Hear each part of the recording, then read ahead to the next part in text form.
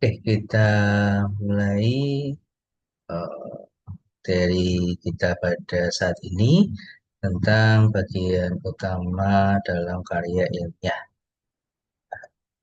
Saya akan slideshow.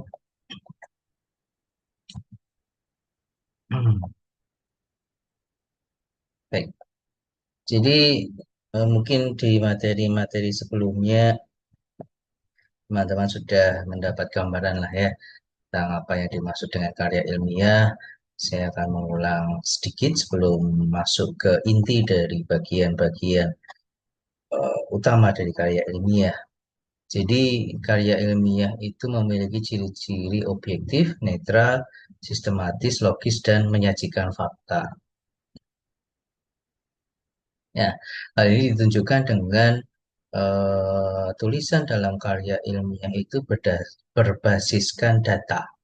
Ya, data yang didapat dari hasil observasi, gitu kan, kuesioner, wawancara atau apapun itu, sehingga bukan berdasarkan subjektivitas dari si penulis itu yang pertama, gitu ya, objektif. Gitu ya. Yang kedua, karena berdasarkan data, maka sifatnya netral, tidak memihak eh, salah satu salah satu pihak tertentu gitu ya, tidak memihak pada merek tertentu, tidak memihak pada produk tertentu ya, karena tadi basisnya adalah data ya, dan itu netral. Kemudian eh, sistematis karena data yang dikumpulkan itu harus bisa dibaca dan dipahami oleh orang lain, maka saat menyajikan data dalam karya ilmiah itu membutuhkan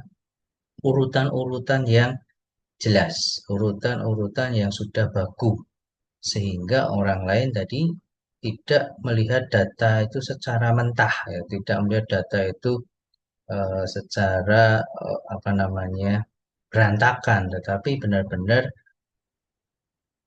bisa dibaca tidak hanya oleh si penulis itu sendiri, tapi juga oleh orang lain. Nah, dan karena karya ilmiah itu berbasis data juga, maka setelah data itu dianalisis, karya ilmiah itu menjadi sifatnya logis. Ya, logis dalam arti ada kebenaran di situ, ada eh, alasan yang jelas dari kesimpulan yang kita atau yang penulis ambil saat membuat karya ilmiah itu, karena kembali lagi itu data ya. Itu data yang ada kemudian dianalisis, hasil analisis itu kemudian dibandingkan dengan teori gitu kan, sehingga sifatnya logis, ada, ada logika di sana, bukan hanya sekedar kata orang gitu ya, bukan hanya sekedar pandangan seseorang tertentu terhadap satu topik itu, tapi benar-benar itu data. Dan karena berbasis data, maka jelas karya ilmiah memiliki ciri dia menyajikan fakta yang ada, ya, dengan data yang tadi dikumpulkan di lapangan oleh peneliti, itu ya, dari orang-orang yang ada, dari hasil observasi, itu ya, ya berarti kan itu fakta yang ada di lapangan. Tentu saja nanti apa namanya eh, sistematika penelitiannya ya, itu nanti Anda akan belajar di metodologi penelitian supaya karya ilmiah yang Anda tulis nanti bisa memiliki ciri-ciri yang sudah saya sebutkan tadi. Kenapa kita perlu menulis karya ilmiah? Karena teman-teman di sini adalah mahasiswa bagian dari lingkungan akademisi, gitu ya, sehingga ya namanya karya ilmiah itu berarti berbasis ilmu, dan akademisi seperti mahasiswa dan dosen itu juga basisnya adalah ilmu. Dalam hal ini adalah ilmu keperawatan gitu ya. Jadi ketika kita membuat karya ilmiah, ya, tujuannya menyampaikan gagasan kita tentang ilmu kita, ya, ilmu keperawatan kita. Kemudian bisa juga karya ilmiah itu disusun sebagai persyaratan studi. Nah, kemudian karya ilmiah juga bisa disusun untuk mendiskusikan gagasan. Jadi karya ilmiah yang kita buat bisa saja menyetujui hasil penelitian yang ditulis di karya ilmiah sebelumnya atau mungkin bertentangan dengan hasil penulisan karya ilmiah yang ditulis di atau yang dipaparkan di karya ilmiah sebelumnya. Nah, dari hasil perbedaan tadi muncul suatu diskusi. Nah, diskusi itu tentu saja mungkin diskusi bisa terjadi antara penulis, ya, penulis karya ilmiah itu sendiri. Bisa juga diskusi itu terjadi ketika ada orang lain yang melihat loh karya ilmiah hasil penelitiannya A dengan karya ilmiah hasil penelitian B kok berbeda hasilnya, walaupun topiknya sama, walaupun yang diteliti sama. Nah, dari situ eh, orang lain tadi, misalnya peneliti C, kemudian mencoba eh, meneliti lagi, gitu ya. Lalu muncul dalam tanda kutip diskusi yang tidak langsung, ya. Diskusi tidak langsung dari si peneliti C ini untuk membuktikan dalam penelitiannya ya, apakah memang yang benar A atau yang benar peneliti B atau dua-duanya benar tapi dalam konteks yang berbeda, contohnya seperti itu. Kemudian penulisan karya ilmiah juga bertujuan untuk perlombaan ya. Mungkin Anda sudah eh, pernah mendapat informasi di WA grup itu dari dosen-dosen Anda tentang ada lomba-lomba terkait karya ilmiah, penulisan asuhan keperawatan, penulisan eh, pada proposal penelitian misalnya atau dalam judul yang lainnya. Nah, itu salah satu contoh tujuan penulisan karya ilmiah untuk perlombaan. Dan yang terakhir, seperti yang sudah saya contohkan banyak tadi, tujuan penulisan karya ilmiah itu untuk menyebarkan hasil penelitian yang sudah kita lakukan. Jenis karya ilmiahnya ada makalah, ini makalah yang sehari-hari mungkin Anda sudah sering buat gitu ya, termasuk juga laporan asuhan perawatan, analisis jurnal dan sebagainya. Kemudian nanti mungkin Anda akan melakukan skripsi, tugas akhir, tesis, disertasi, laporan penelitian, termasuk juga artikel pada jurnal ilmiah yang nanti akan kita bahas. Nah, langkah-langkah penulisan karya ilmiah itu dimulai dari tahap persiapan, yaitu mencari tema, ya, mencari tema apa yang akan Anda tulis, gitu ya, apa yang akan Anda teliti.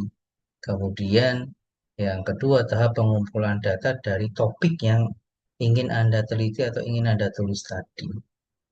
Nah, kemudian kalau sudah data itu dikumpulkan, seperti yang saya sudah sampaikan tadi, data mentah itu, data mentah itu tidak bisa disajikan apa adanya. Data mentah itu harus diolah, dianalisis, disajikan dengan baik ya, supaya bisa dibaca oleh orang banyak, dipahami oleh orang banyak karena tadi ya tujuan dari karya ilmiah salah satunya kan menyebarkan gagasan, menyebarkan hasil penelitian. Kalau menyebarkan, ya, berarti kan tidak hanya orang-orang tertentu saja yang bisa baca. Menyebarkan itu berarti seharusnya semua orang bisa membacanya. Nah, sehingga data-data yang dikumpulkan tadi tidak disajikan apa adanya, tapi diolah, dianalisis, disajikan dalam bentuk yang baik, gitu ya. Ada template-nya, eh, disimpulkan supaya orang mudah pahami data tadi. Nah, itu mengorganisasikan tahap pengorganisasinya. Lalu tahap penyuntingan konsep itu adalah ketika kita ingin menerbitkan karya ilmiah tadi dalam berbagai bentuk tadi, pasti ada aturan-aturan. Aturan-aturan yang harus dipenuhi. Misalnya aja skripsi lah. Saat Anda ingin menulis karya ilmiah dalam bentuk skripsi, tentu ada aturan-aturannya. Aturan-aturan yang harus ditaati oleh mahasiswa ketika menyusun skripsi. Nah, itu disunting tadi. Yang menyunting konsep tadi. Supaya sesuai dengan template, supaya sesuai dengan apa namanya aturan yang sudah dibuat tadi. Nah, kalau sudah disunting, diedit, baru kemudian disajikan. Sudah selesai. Atau kalau dalam jurnal itu sudah ada proses peer review gitu ya. Review dari reviewernya sudah ada direview oleh editornya, akhirnya disajikan sesuai dengan template yang ada dari jurnal itu. Nah, kalau skripsi tadi ya sudah melewati ujian proposal, ujian akhir, gitu ya, ada revisi, kemudian sudah tersusun skripsi yang sesuai dengan template, sesuai dengan aturan yang ada. Itu adalah tahap penyajian. Nah, artikel ilmiah yang baik itu perlu dipahami bukan hanya sebagai apa namanya menulis simpulan yang apa adanya bukan ya, tetapi lebih ke arah menyampaikan pesan apa yang terkandung dari simpulan tersebut. Jadi contoh ini ya, salah berapa contoh itulah ya. Nah, bukan hanya menuliskan bagaimana anak mengalami learning from home nih, bukan bagaimana jenis-jenisnya anak belajar dari rumah, tetapi yang kolom kedua, tetapi karya ilmiah yang baik itu menyampaikan pesannya bahwa belajar dari rumah itu melahirkan trauma psikologis pada anak. Nah, itu simpulannya. Jadi simpulannya bukan oh jenis-jenis belajar dari rumah yang dialami anak saat COVID itu apa saja, tetapi apa yang terjadi di situ. Itu juga yang kedua ini ya. Bukan hanya menyampaikan bagaimana mahasiswa menjalani kuliah daring, tetapi menyampaikan simpulan makna dari penelitian itu tadi bahwa kuliah daring telah memberikan beban finansial orang tua di kalangan keluarga miskin misalnya. Nah, jadi karya ilmiah itu karena tadi ya sifatnya objektif, netral, menyampaikan fakta, tetapi juga bertujuan untuk menyampaikan gagasan, menyebarkan gagasan, maka karya ilmiah yang baik itu seharusnya memberikan pesan yang kuat. Nah, apa makna dari hasil penelitian saya? Apa hal yang baru dari hasil penelitian saya? Misalnya sama-sama meneliti hubungan dia hubungan apa contohnya stres akademik dengan prestasi belajar. Banyak penelitian yang datanya adalah tentang stres akademik dan prestasi belajar. Namun, pesan dari masing-masing penelitian tadi bisa sangat berbeda. Wow, kembali lagi, topiknya bisa sama gitu ya, meneliti hubungan stres akademik dengan prestasi belajar. Hasil penelitiannya bisa saja sama gitu ya. Ada hubungan antara stres akademik dengan prestasi belajar. Tetapi yang karya ilmiah yang baik, yang memenuhi ciri-ciri dan tujuan yang saya sebutkan di slide-slide sebelumnya tadi, itu tidak boleh hanya menampilkan atau ditutup dengan simpulan sekedar ya dalam tanda kutip sekedar ada hubungan stres akademik dengan prestasi belajar. Nah, tidak hanya itu, seharusnya karya ilmiah yang baik seharusnya menampilkan pesannya. Hasil penelitian yang ada hubungan stres akademik dengan prestasi belajar tadi, ada makna apa yang saya dapat di tempat penelitian ini, di subjek penelitian ini yang pasti, pasti berbeda dari penelitian yang meneliti topik yang sama, namun di tempat yang berbeda, di subjek penelitian yang berbeda karena orangnya beda.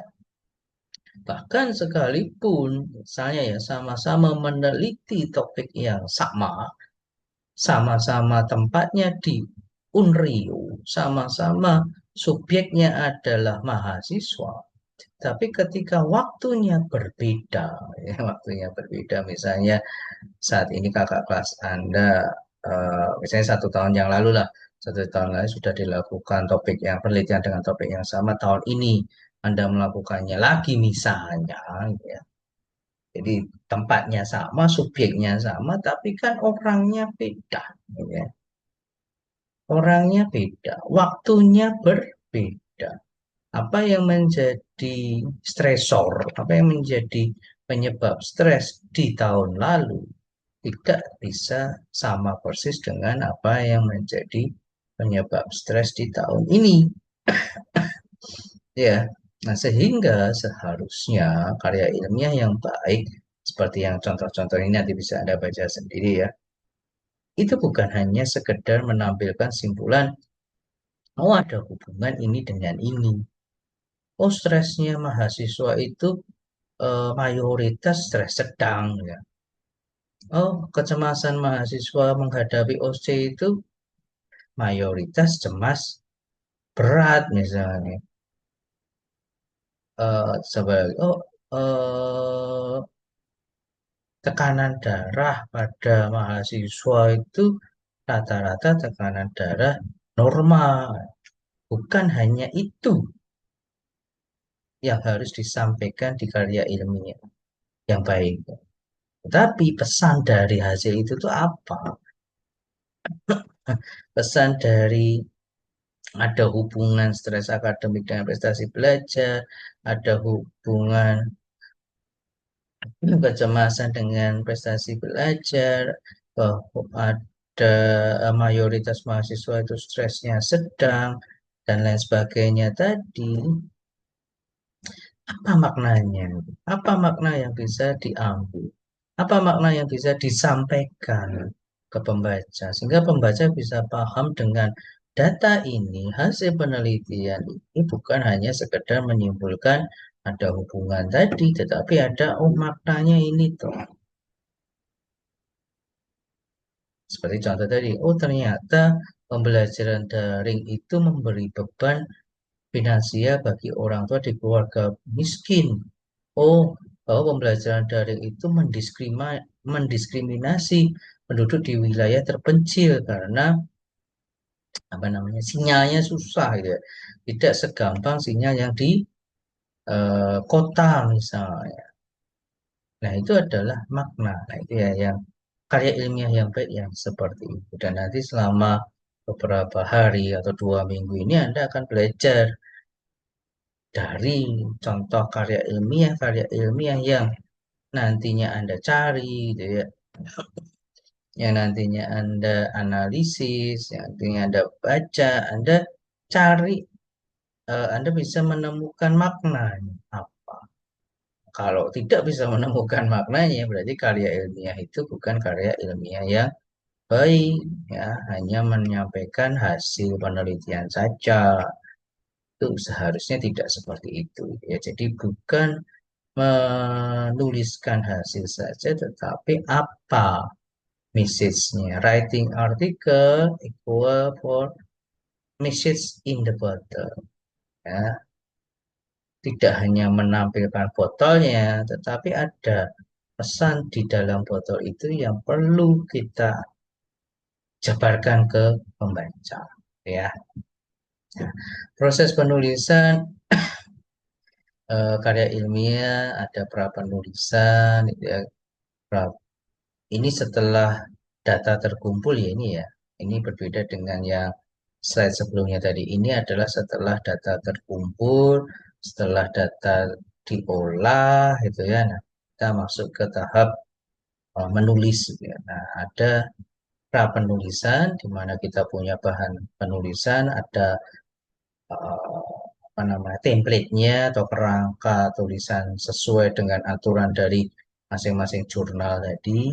Kemudian tahap kedua adalah menulisnya, membuat draft penulisannya menyesuaikan dengan apa namanya template-nya itu ya, anatomi itu maksudnya gitu. Jadi kalau pra penulisan kita tahu oh template-nya kayak gini. Kalau penulisan berarti kita menyesuaikan tulisan kita itu sesuai dengan template tadi itu anatomi maksudnya. Kemudian setelah ditulis itu ya, ada yang namanya proses review, ada materi sendiri kalau saya tidak salah ingat ya. Di review, nah itu ada penyuntingan, berapa kali direview, disunting, diedit, sampai akhirnya muncul final, ya, tulisan final.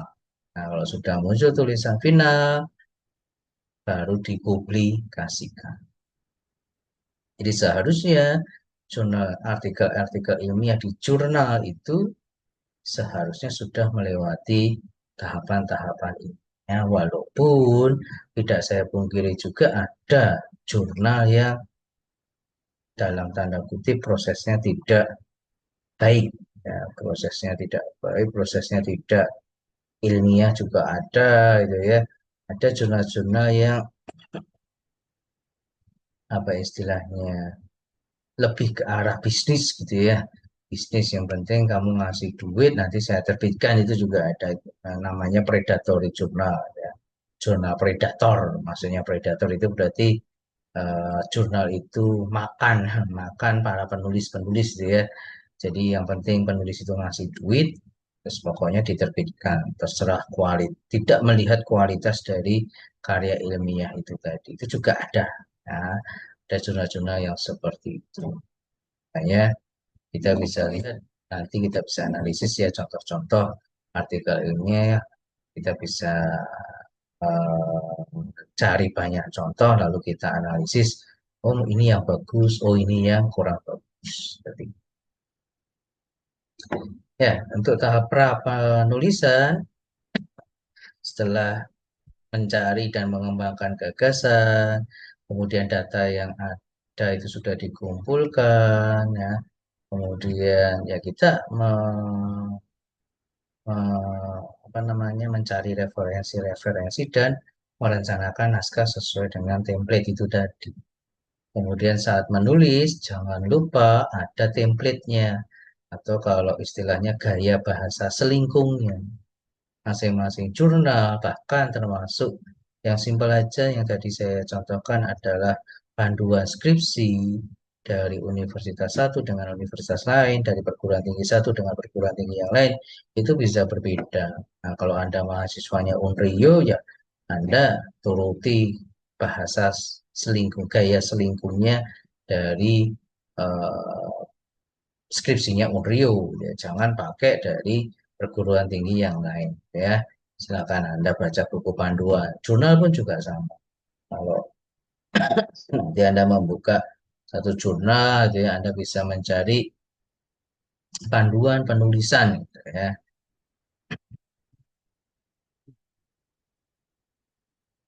Bagi autor, bagi penulis, nah itu Anda tinggal download saja, biasanya sudah ada template-nya, atau bahkan ada penjelasan awal dulu tentang gaya bahasa selingkungnya, yaitu namanya template atau kerangka tadi. Ya, Anda pada saat tahap penulisan ya Anda sesuaikan. Nah, sampai akhirnya Anda menghasilkan draft kasar tulisan Anda dari hasil-hasil penelitian Anda, dari hasil observasi Anda, pemikiran Anda, di pra penulisan tadi. Nah, salah satu tipsnya saat menulis ini adalah jangan menunggu mood itu datang, karena kalau menunggu mood itu datang, biasanya nggak datang-datang ini ya. Pokoknya tulis saja ya. Saya berkali-kali sudah menulis artikel ilmiah juga awal-awal seperti itu. Pokoknya tulis saja apa yang ada di otak, itu ya. Tulis saja apa, misalnya dari saya baca satu referensi, dua referensi, kalau saya parafrase, saya tuliskan sajalah apa adanya dulu. Gitu. Bahkan bisa di awal-awal itu di draft kasar itu saya bisa menghasilkan berapa lembar tulisan yang melebihi dari batas maksimal gitu ya. Maksudnya kalau jurnalnya mensyaratkan oh maksimal 10 halaman gitu. Di draft kasar saya itu bisa sampai 20 halaman karena yang penting nulis gitu ya. Yang penting pokoknya tulis, ada ide tulis itu ya. Tidak ada ide pun juga tulis. Ya pokoknya hasil baca tidak ada ide. Apa maksudnya pokoknya tulis gitu ya. Biasanya seperti itu kalau saya dulu awal-awal gitu ya. Nah, kalau sudah terbiasa itu mungkin akan lebih cepat gitu ya karena kembali lagi menulis itu juga satu keterampilan sama seperti keterampilan yang lain menulis itu perlu dilatih, perlu dibiasakan, perlu diulang-ulang. Makanya tipsnya ada saat penulisan karya ilmiah, skripsi nantinya atau Anda menulis di jurnal misalnya, yang penting tulis gitu ya.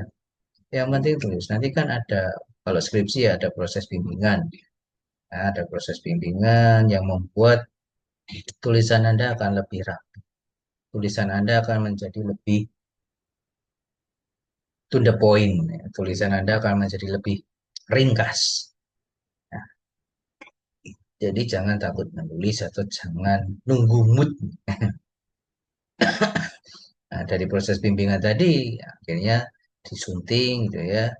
Sudah sampai tahap final baru dipublikasikan. Nah, oke, kita masuk ke inti dari materi kita terkait dengan struktur karya ilmiah.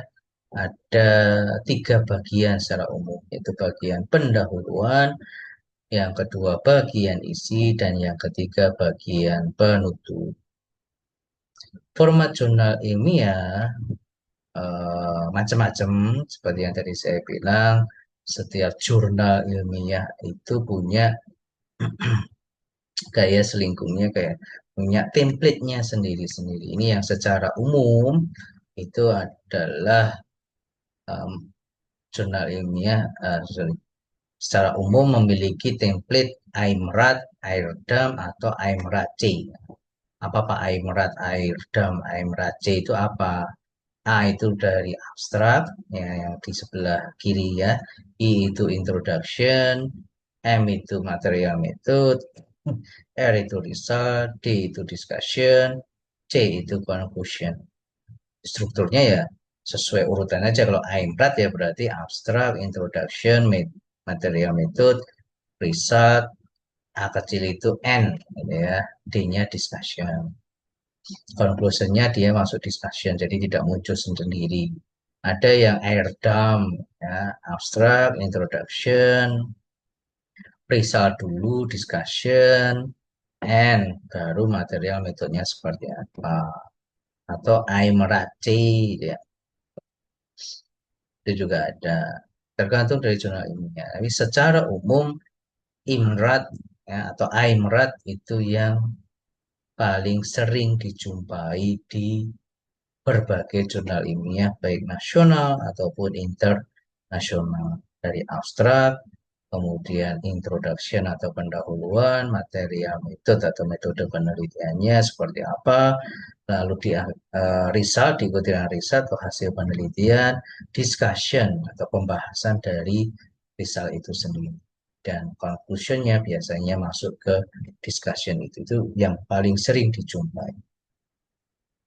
Ya, sekalipun template-nya tadi adalah EMRAT tadi ya. Sekalipun template-nya EMRAT atau apapun tadi, tapi urutan menulis artikel ilmiah itu ada patokan yang lazim, yang sama. Urutan menulis itu artinya sekalipun template-nya abstrak nomor satu, gitu ya, abstrak dulu, introduction, material, method, research, discussion, conclusion, reference, urutannya seperti itu untuk template-nya, template loh ya. Namun menulisnya itu kita tidak mulai dari abstrak dulu biasanya. Abstrak itu malah terakhir. Kenapa kok bisa seperti itu, Pak? Ya karena tadi panduan skripsi, entah tesis, disertasi, atau artikel ilmiah di jurnal, itu biasanya dibatasi oleh jumlah halaman. Ya. Sehingga kembali ke tujuan awal kita menulis karya ilmiah. Nah, tujuan kita menulis karya ilmiah itu kan supaya pembaca itu tahu gagasan kita, penelitian kita itu seperti apa, hasilnya bagaimana, dan maknanya. Ingat tadi ya, makna ya, karya ilmiah yang baik itu adalah yang menyampaikan maknanya. Nah, itu kan yang kita inti dari menulis karya ilmiah kan itu tadi, menyampaikan ke pembaca tentang gagasan kita dan makna dari hasil penelitian kita. Itu kan intinya.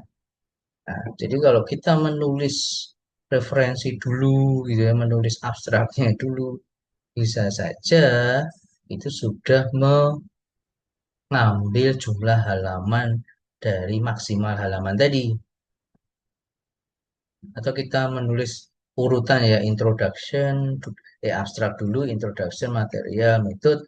Yang terjadi adalah kalau abstrak itu kan biasanya dibatasin ya, dibatasi jumlah kata. Nah, tapi begitu kita nulis introduction terlebih dahulu, seringnya introduction itu panjang, berparagraf-paragraf gitu.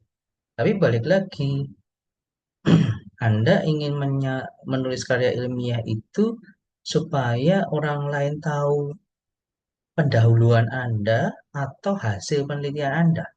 Kan pasti Anda ingin menyampaikan hasil penelitian Anda dan maknanya tadi kan, yang mana itu terdapat paling banyak di result and discussion, bukan di introduction. Itu maksudnya. Jadi jangan menulis introduction dulu, walaupun secara template dia ada di bagian awal.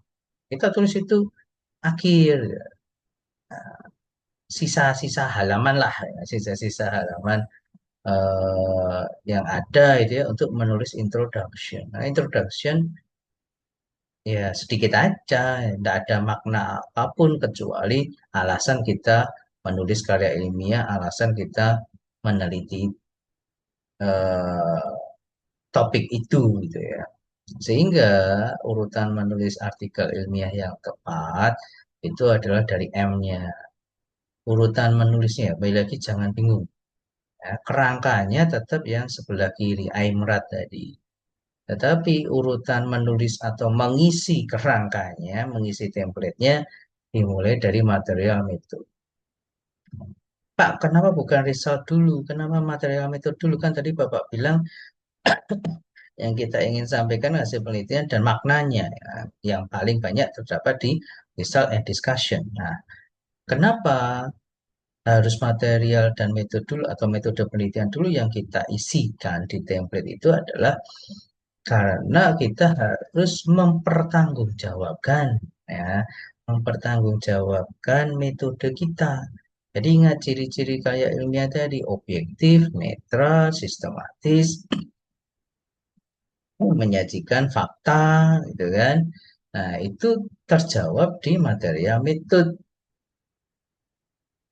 Bagaimana cara pengambilan data Anda, kuesioner apa yang Anda pakai, bagaimana menentukan populasi dan sampel Anda, bagaimana mengumpulkan data Anda, step by step-nya, bagaimana menganalisis data Anda, itu sebagai salah satu bentuk tanggung jawab kita ke masyarakat ya, bahwa kita melakukan penelitian itu dengan benar, dengan sistematis, sehingga datanya bisa dipertanggungjawabkan, datanya objektif, datanya sesuai fakta, ya, datanya objektif, netral, sesuai dengan ciri-ciri karya ilmiah yang di slide awal tadi. Itu sebabnya kita isi dulu material metodenya. Yang pertama, ya. Alasan yang kedua adalah supaya penelitian kita itu bisa direplikasi di penelitian berikutnya. Ya, karena penelitian itu mencari jawaban masalah. Masalah itu selalu ada, gitu kan ya. Sampai ya selama dunia ini ada, selama manusia itu ada, masalah itu akan selalu ada.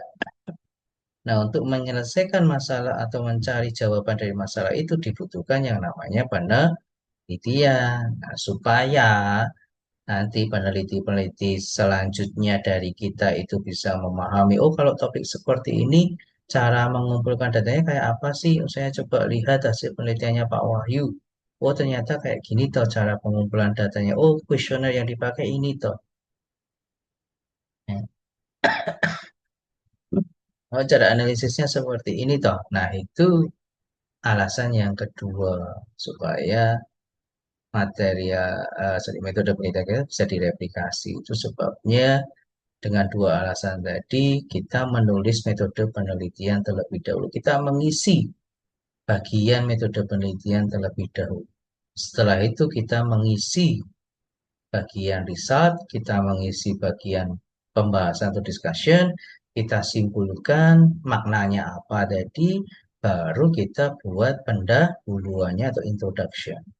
Kemudian kalau nanti Anda pakai Mendeley atau yang aplikasi referensi yang lain, maka referensi itu akan secara otomatis muncul gitu ya. Baru terakhir itu kita menulis abstraknya, karena abstrak biasanya dibatasi oleh jumlah kata, ya, ya kita tinggal mengikuti saja. Judul pun itu bisa ditulis di akhir. Yang sering yang sering saya jumpai adalah kadang mahasiswa datang, Pak, saya punya judul penelitian ini. Judul itu bisa berubah. Ya tadi tergantung makna, ya kan? Kalau skripsi oke lah, mungkin kalau skripsi kan itu penelitian yang dibimbing ya. Jadi judulnya sederhana biasanya, hubungan ini dengan ini, hubungan ini dengan itu. Tapi kalau Anda melihat karya ilmiah, khususnya di jurnal internasional ya, Anda bisa lihat tuh judul-judul penelitian mereka itu tidak hanya tidak sedikit, menurut saya sih jarang ya, atau sedikit yang menuliskan hubungan ini dengan itu tuh jarang ya. Tapi lebih ke arah analisis stres akad ya, analisis prestasi akademik, prestasi belajar berdasarkan stres akademik, gitu kan saya contoh, atau menuliskan maknanya tadi gitu ya. Stres akademik yang tinggi membuat mahasiswa menurun prestasi belajarnya. Nah, itu judul yang sering akan Anda lihat pada artikel-artikel ilmiah di jurnal internasional yang bagus. Ya, jadi bukan seperti judul-judul skripsi yang mungkin pernah sering Anda baca itu ya, atau mungkin artikel ilmiah di Indonesia misalnya seperti itu yang memang apa tidak terlalu mereview atau menilai judul ya. Yang penting judulnya itu jelas itu aja ya.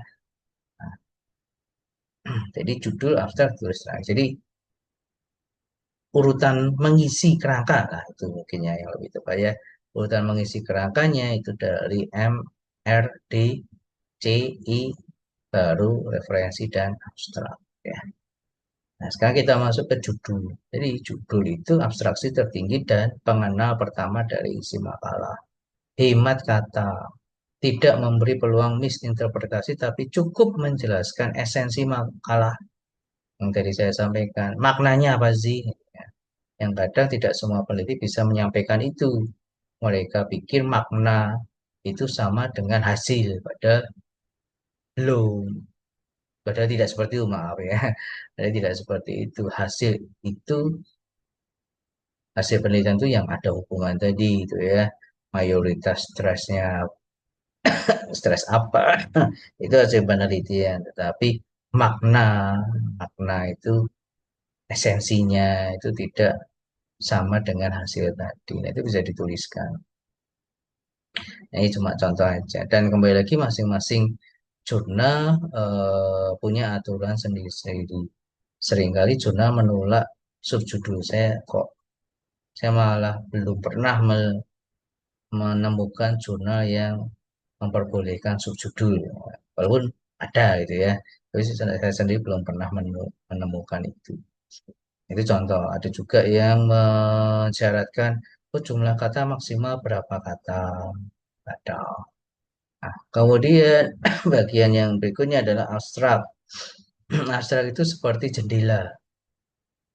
Sama kalau Anda ingin bertamu gitu ya, bertamu, Anda ketok pintu, ya dok dok dok dok, tapi kok tidak ada yang keluar, lalu Anda lihat ada jendela, di mana jendela itu tidak ada tirainya, Anda ngintip dari jendela itu, Anda bisa melihat secara sekilas isi dari rumah itu, walaupun tidak detail, gitu ya, tidak detail, tidak lengkap, gitu ya, tetapi paling tidak secara sekilas Anda bisa melihat bagian dari isi rumah itu. Itu analoginya. Jadi di karya ilmiah abstrak ya jendela tadi maksudnya dari orang atau pembaca itu melihat atau membaca abstrak itu dia bisa tahu oh secara umum pasarannya isi penelitian ini seperti ini toh. Makanya abstrak biasanya terdiri dari latar belakang singkat, tujuan penelitian, metode hasil penelitian, nilai manfaat dari penelitian atau simpulan, dan dibatasi jumlah kata. Ada ini beda-beda ya, ada yang 100 kata, ada yang 150, ada yang biasanya sih yang sering saya lihat maksimal 300.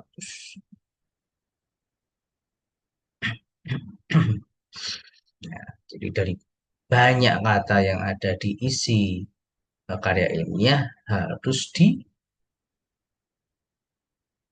jadi 250 kata ya. Ya tadi analoginya. Nah, kesalahan yang umum terjadi saat menulis abstrak nanti di materi berikutnya saya jelaskan lebih detail lagi. Itu adalah hanya copy paste dari isi gitu ya. Nah, itu tidak bisa. Jadi memang benar-benar harus diparafrase lagi, ditulis ulang lagi gitu ya. Itu sebabnya itu juga salah satu alasan kenapa kita menulis abstrak di akhir supaya benar-benar ketika kita sudah menulis metode hasil discussionnya, simpulannya kita tahu isi dari karya ilmiah kita itu apa terus bisa disingkat sesuai dengan eh, yang kita maknai dari karya ilmiah tadi. Bagian berikutnya adalah introduction atau pendahuluan. Intinya introduction ini menjawab pertanyaan mengapa. Mengapa Anda menulis itu? Atau kalau dalam konteks karya ilmiahnya berupa hasil penelitian ya. Jadi Anda harus menjelaskan mengapa Anda meneliti topik tersebut. Mengapa Anda memilih topik tersebut? Mengapa Anda memilih metode penelitian itu? Dan mengapa topik penelitian itu penting untuk diteliti sekarang, untuk diteliti di populasi atau di tempat penelitian yang Anda teliti. Jadi, introduction itu menjawab pertanyaan tentang knowledge gap, kesenjangan dari hasil-hasil penelitian sebelumnya. Kan tadi saya sempat singgung bahwa penelitian itu berulang-ulang dilakukan pada topik yang sama kan gitu ya. Karena kecuali kayak COVID ya, kecuali seperti COVID itu kan benar-benar penyakit baru, ya wabah baru, itu belum pernah dilakukan sebelum. Tapi secara umum penelitian itu kan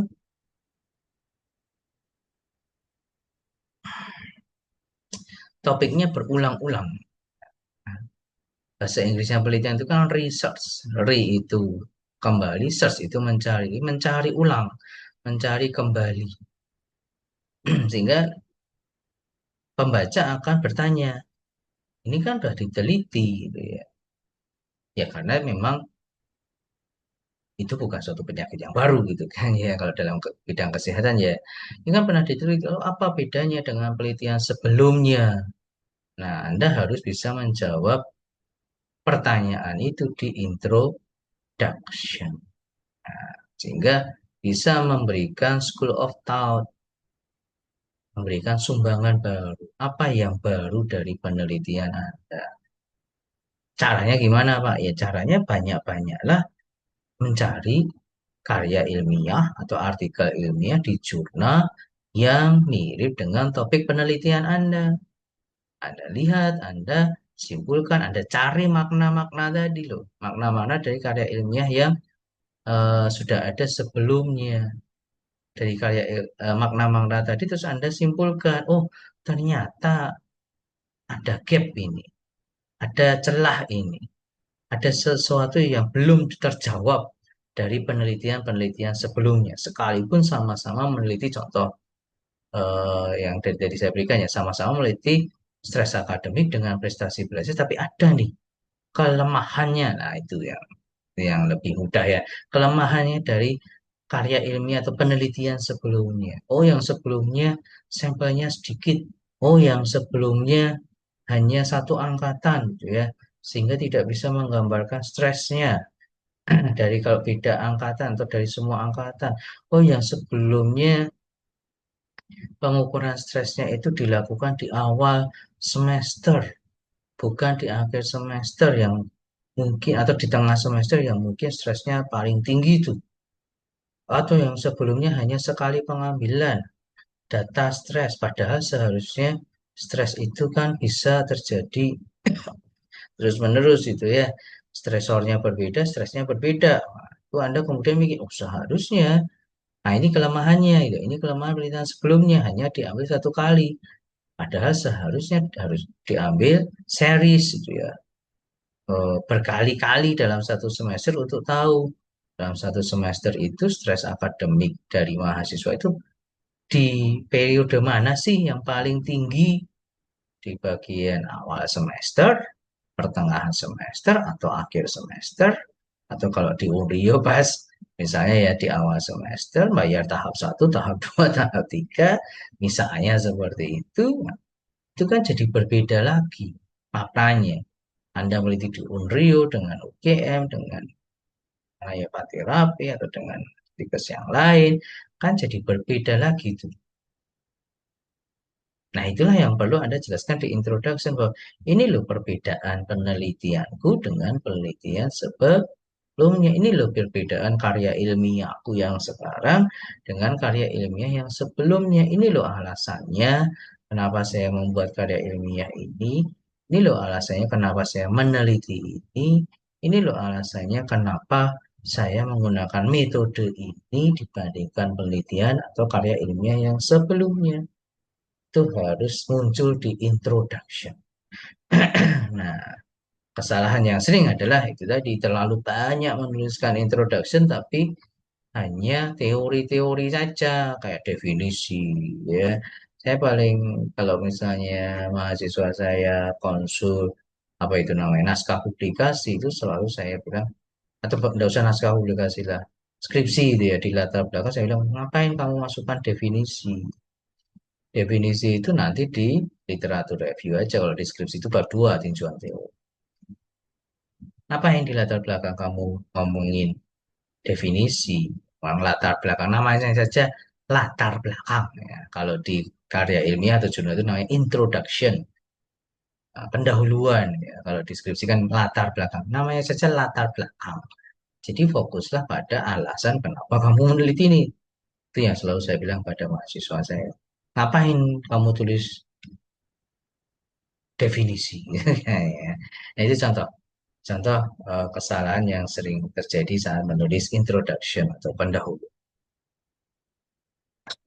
Berikutnya literatur review. Nah, di jurnal literatur review itu ada yang muncul sendiri, ada yang dia tidak muncul sebagai satu bab sendiri atau satu apa namanya unsur sendiri di karya ilmiah. Jadi tidak ada di template maksudnya. Literatur review biasanya secara umum yaitu nanti terintegrasi di bagian introduction atau bagian discussion. Tapi ada juga jurnal yang mensyaratkan misalnya pada penelitian kualitatif itu ya contoh atau penelitian kuantitatif pun juga ada. Itu yang mensyaratkan harus ada literatur reviewnya dulu. Nah, jadi seperti tinjauan teori kalau deskripsi ya. Nah, ya pokoknya ikutin aja. Lagi tadi ya, ikutin aja template-nya. Nah, template dari atau kerangka dari jurnal yang Anda tuju atau dari sistematika laporan yang ingin Anda tulis. Ya. Kalau penulisannya yang jelas ya literatur review harus memperlihatkan peta pengetahuan tadi, parafrase dari literatur atau referensi yang sudah Anda baca untuk menjadi dasar dari penelitian Anda, dasar dari karya ilmiah Anda. Makanya dengan parafrase itu kita bisa menghindarkan plagiasi, ya, contekan ya. Nanti ada materi sendiri kalau saya tidak salah itu ya. Dan di literatur review menyediakan teori dan konsep, ya kan referensi ya, berarti teori dan konsep untuk mempertajam analisis termasuk mempertajam alasan tadi ya di introduction. Kemudian metode. Nah, metode itu menjelaskan tentang cara Anda melakukan penelitian, cara Anda mengumpulkan data, nah, sampai pengolahan, analisis gitu ya, sampai cara menginterpretasikannya seperti apa. Sehingga metode ini memang akan mempengaruhi result. Anda tidak bisa menulis result kalau Anda tidak bisa menulis metode. Ya. Dan metode itu harus yang sudah dilaksanakan. Jadi karya ilmiah di jurnal itu kan berarti yang sudah dilakukan. Bukan proposal, bukan rencana lagi. Ya. Dan metode menentukan tingkat kepercayaan. Maksudnya apa? Tadi sudah saya singgung. Kalau Anda menulis metode itu dengan lengkap, maka orang lain membaca bisa melihat kualitas dari penelitian kita atau metode itu adalah tempat untuk kita mempertanggungjawabkan ya pengumpulan data, pengolahan data, analisis data sampai interpretasinya itu caranya bagaimana. Nah, kalau kita menjelaskannya dengan lengkap, dengan baik, ya, kuesioner yang contoh yang lainnya, kuesioner yang kita pakai juga kita jelaskan asal usulnya, termasuk izinnya. Nah, itu maka pembaca bisa mempercayai, oh ternyata penelitian ini bagus, oh ternyata penelitian ini bisa dipercaya, oh penelitian ini bisa dipertanggungjawabkan. Kalau metodenya bisa dipercaya, metode yang bisa dipertanggungjawabkan, seharusnya ya kan risalnya juga bisa dipertanggungjawabkan dan dipercaya. Itu sebabnya saat menulis artikel ilmiah tadi kita menulis metodenya terlebih dahulu. Bagian berikutnya adalah result. Result berarti hasil gitu ya. Pernyataan tentang bukti. Bukti kan fakta ya, data. Datanya kayak apa? Jadi penegasan tentang ada atau cukup tidaknya data dalam suatu tulisan. Result itu sebagai landasan untuk melakukan analisis. Jadi method, result, discussion itu jadi satu rangkaian. Makanya tadi di bagian kita menulis tadi ya, itu kan urut metode, result, discussion. Jadi bukan dilompat-lompat metode, terus nanti introduction, hasil, baru result kan enggak. Tapi metode mempengaruhi result, result mempengaruhi discussion. Dan result ini juga sebagai konfirmasi novelty kita apa. Karena data yang kita hasilkan pastinya datanya ya pastinya berbeda dengan penelitian sebelumnya. Walaupun dari segi analisisnya, statistiknya menghasilkan simpulan ada hubungan, sama-sama ada hubungan. Ya, tapi kan datanya berbeda. Itulah kembali lagi tadi. karya ilmiah bukan hanya menuliskan ini loh hasilnya, tetapi apa makna, gitu kan ya, makna dari hasil itu. Nah, makna itu pasti berbeda karena datanya saja berbeda, datanya saja berbeda. Nah, kalau datanya berbeda, maknanya pasti berbeda. Nah, itulah yang dinamakan novelty. Novelty itu asli. Ya. Novelty itu keaslian. Maksudnya keaslian adalah ini loh, penelitianku ini berbeda dengan penelitian yang lain, makanya kan asli gitu. Sesuatu yang belum pernah ada sebelumnya, walaupun topiknya sama, ya, tapi pasti ada novelty ini. Nah, itu menjadi tantangan dari setiap peneliti atau dari setiap penulis karya ilmiah untuk menunjukkan ke orang lain apa sih novelty dari karya ilmiahku atau dari penelitianku ini, yang tidak semua peneliti ya. Jangankan mahasiswa lah ya. Nanti kalau Anda lihat di beberapa jurnal itu ya, yang mungkin ditulis bukan mahasiswa, saya ditulis oleh dosen atau apapun, tidak semua, atau belum lah ya, jangan tidak semua, belum semua peneliti memahami novelty-nya sendiri. Ya. Nah, tadi tidak mampu mengeksplor resultnya, tidak mau mengeksplor datanya. Oke, sama-sama meneliti tentang stres akademik, tapi stres akademik yang terjadi di Unrio contohnya ya, lalu dengan yang di UGM misalnya, apakah sama? Walaupun sama-sama stres sedang misalnya, kan bisa dilihat dari masing-masing item pertanyaannya, kan bisa dilihat dari konteks lingkungannya, ya kan? Lingkungannya Unrio dengan lingkungannya UGM misalnya kan pasti berbeda, sehingga stres yang dialami walaupun sama-sama disimpulkan tingkat stresnya sedang, tapi stres yang dialami secara maknanya itu kan berbeda. Oh, sama-sama di Unrio bagaimana Pak? Yuk balik lagi, sama-sama di Unrio, waktu penelitian yang berbeda pun juga memunculkan novelty atau makna yang berbeda. Pak, sama-sama, Pak. Saya pernah jumpain di kakak kelas angkatannya sama-sama meneliti stres akademik, Pak. Prodinya sama, Pak. Oke, nah kembali lagi. Apakah mereka sama-sama meneliti di hari yang sama?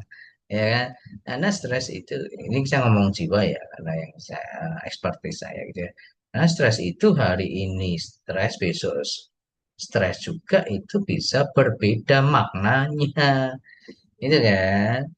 Pun sekalipun dilakukan di waktu yang sama, maka belum tentu eh, respondennya atau orang yang diambilnya itu sama. Kan bisa saja ada yang berbeda, ada yang sama. Nah, itu secara sampel, secara kelompok bisa menghasilkan makna yang berbeda juga. Kuesioner yang digunakan, kalau berbeda ya otomatis nanti novelty-nya pasti ada. Karena resultnya, makna resultnya pasti berbeda. Ya. Oh, yang satu pakai kuesioner, yang satu kuesioner plus observasi, Pak. Nah, artinya akan menunjukkan keaslian yang berbeda juga atau novelty yang berbeda. Itu yang dimaksud dengan novelty itu ya. Kemudian bagian berikutnya adalah discussion atau pembahasan. Jadi suatu bentuk abstraksi dari hasil atau temuan.